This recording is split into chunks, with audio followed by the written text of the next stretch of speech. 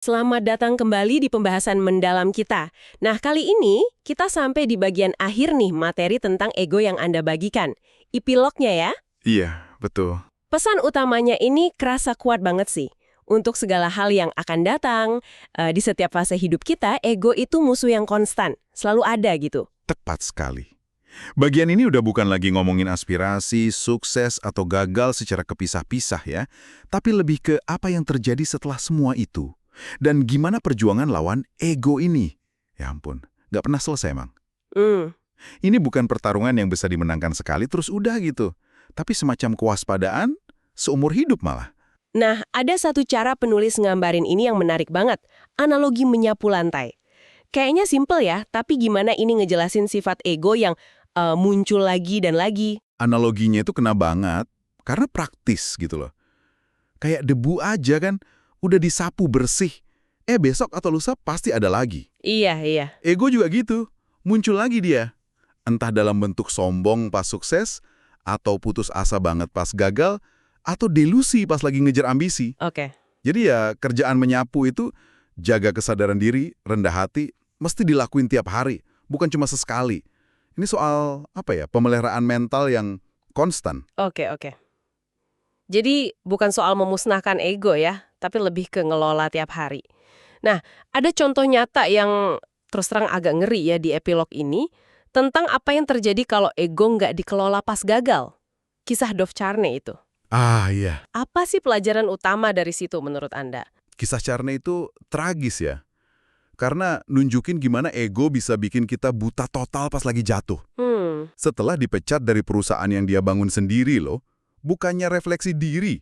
Ini malah egonya dorong dia buat nyalain semua orang, marah-marah. Wow. Terus ngambil langkah hukum yang malah makin ancurin reputasinya. Ini ilustrasi yang pas banget sih, gimana ego bisa ngubah kegagalan jadi bencana pribadi permanen. Bukannya jadi peluang belajar. Ego nutupin realitasnya. Serem juga ya gimana ego bisa muter balikin persepsi kita, apalagi pas lagi susah.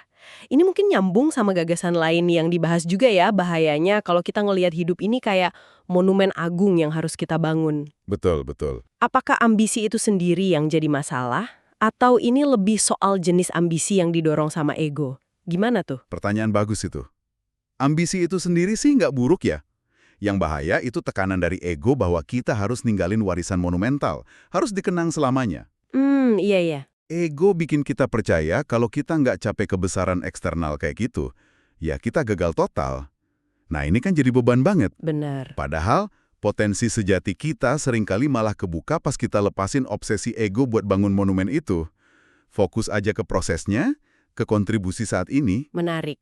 Dan konsekuensi ego ini ternyata nggak selalu berupa kejatuhan yang heboh kayak Charni tadi ya. Ada bahaya yang lebih halus gitu kan. Kayak yang digambarin di referensi novel What Makes Sammy Run. Bener sekali. Kadang ego itu nggak bawa kehancuran finansial atau publik yang kelihatan jelas. Tapi kehancuran di dalam, internal. Oh gitu. Kayak toko semi-gelik itu, Anda bisa aja loh sampai puncak sukses profesional. Tapi, di dalamnya kosong. Diiringi rasa sepi, paranoia takut disaingi terus. Waduh. Nggak bisa nikmatin pencapaian, nggak tenang. Ego itu kayak nyiptain semacam kanker jiwa gitu. Sukses di luar tapi keropos di dalam. Pertanyaannya, apa sukses kayak gitu yang Anda cari? Nah, ini ngebawa kita ke inti pesan epilog ini ya. Soal prioritas yang sebenarnya. Kalau ngejar monumen atau sukses luar dengan ego, bisa berakhir kosong. Terus fokus yang disaranin apa dong? Fokus utamanya itu, ya, ke pekerjaan internal. Jadi pribadi yang lebih baik, lebih sadar diri, rendah hati, lebih seimbang. Mungkin kedengeran klise ya, tapi materi ini argumennya kuat banget. Karakter yang kokoh inilah fondasi buat kesuksesan yang berkelanjutan. Yang bermakna juga, baik profesional maupun pribadi. Oke. Kalau ngejar status tapi ngorbanin integritas, ya seringnya ujungnya kehampaan. Cepat atau lambat, pasti kerasa. Jadi kalau kita coba rangkum nih ya, hidup ini kan siklus. Ada aspirasi, terus sukses, mungkin gagal, terus balik lagi. Dan pesan dari epilog ini, di setiap titik dalam siklus itu, ego selalu siap jadi musuh. Gitu ya. Persis. Dia bisa ngubah ambisi jadi arogan, sukses jadi kesombongan, gagal jadi keputusasaan yang absolut. Betul banget. Makanya, kewaspadaan terus-menerus itu kuncinya. Pertarungan ini terjadinya di dalam diri kita sendiri kok, tiap hari. Iya, iya. Nerima kenyataan ini bukan berarti kita kalah loh ya. Justru ini langkah awal menuju kekuatan yang sebenarnya. Karena kita jadi bebas dari ilusi kalau ego itu bisa ditaklukkan sekali untuk selamanya. Nggak bisa. Ini soal milih kerendahan hati dan kesadaran diri. Lagi dan lagi dan lagi. Setiap hari. Oke, sebagai penutup nih, untuk Anda renungkan juga, kesadaran bahwa ego adalah musuh abadi ini justru bisa jadi membebaskan Anda ya, supaya fokus ke pekerjaan internal yang lebih penting daripada sekedar citra di luar. Nah, itu dia.